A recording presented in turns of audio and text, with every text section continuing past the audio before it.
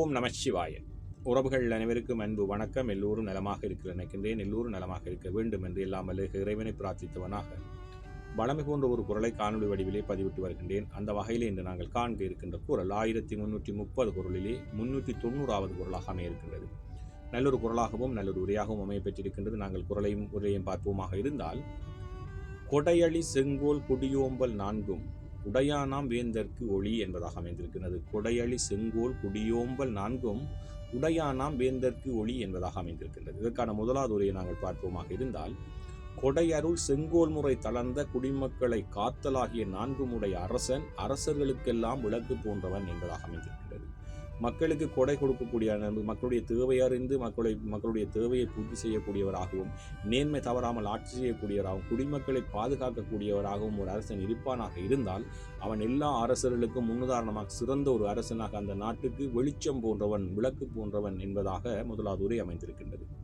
அதே போன்றுதான் கலைஞரவர்களும் கொடையளி செங்கோல் குடியோம்பல் நான்கும் உடையானாம் வேந்தற்கு ஒளி என்ற குரலுக்காக ஒரு உரையை தந்திருக்கிறார்கள். அதை பார்ப்போமாக இருந்தால், நல்வாழ்வுக்கு வேண்டியவற்றை வழங்கியும் நிலையுணர்ந்து கருணை காட்டியும் நடுநிலை தவறாமலும் ஆட்சி நடத்தியும் மக்களை பேணி பாதுகாப்பதை ஒரு அரசனுக்கு புகழொளி சேர்ப்பதாகும் என்பதாக அமைந்திருக்கின்றன. ஒரு அரசன் அவனுடைய ஆட்சி நன்றாக இருக்க வேண்டுமாக இருந்தால், வெளிச்சம் போன்றதாக இருக்க வேண்டுமாக இருந்தால், மக்களை பாதுகாக்க வேண்டும், மக்களுடைய தேவை அறிந்து செயற்பட வேண்டும், மக்களுக்கு தேவையான நல்வழிப்படுத்தி நல்ல வாழ்க்கையை மக்களுக்கு வழங்க வேண்டும், நேர்மையான ஆட்சியை வழங்கணும். இப்படி வழங்கக்கூடிய ஒரு அரசன் இருப்பானாக இருந்தால், அந்த நாடு, அந்த அரசன் ஒரு எல்லோருக்கும் முன்னுதாரணமாக விளக்கு போன்றும் வெளிச்சம் போன்றவராக இருப்பார், புகழோடு வாழ்வார் என்பதாகத்தான் கலைஞருடைய உரை அமைந்திருக்கின்றது.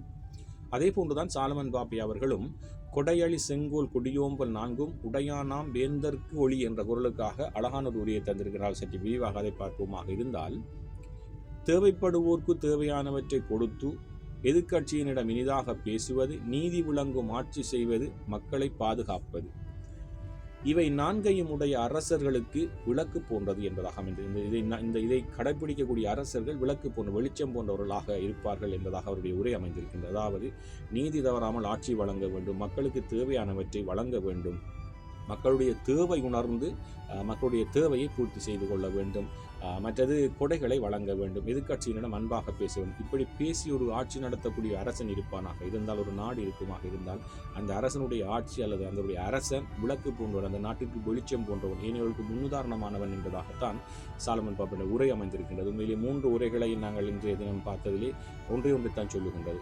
நல்ல எண்ணங்களோடு, நல்ல சிந்தனைகளோடு, நல்ல ஆட்சிகளை நாங்கள் கொடுக்க வேண்டும். தலைமைத்துவம் என்பது சிறிய விடயம், எல்லோருடையும் அரவணைத்து எல்லோரையும் பாதுகாக்கக்கூடியவர்களாக, எல்லோருக்கும் உதவக்கூடிய மனம் கொண்டவர்களாக, நாங்கள் மற்றவரையும் அரவணைத்து செல்லக்கூடிய நீதி தவறாதவர்களாக இருப்போமாக இருந்தால், அந்த தலைமைத்துவம், அந்த ஆட்சி, அந்த நாடு சிறந்த ஒரு நாடாக, சிறந்த வெளிச்சமுடைய நாடாக இருக்கும் என்பதைத்தான் இன்றைய குரல் அழகாக சொல்லியிருக்கின்றது. நல்ல ஒரு குரலாக அமைந்திருக்கின்றது.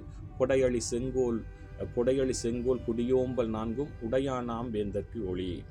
ஓம் நமசிவாய. நன்றி, வணக்கம். அடுத்த குரலை சந்திக்கலாம்.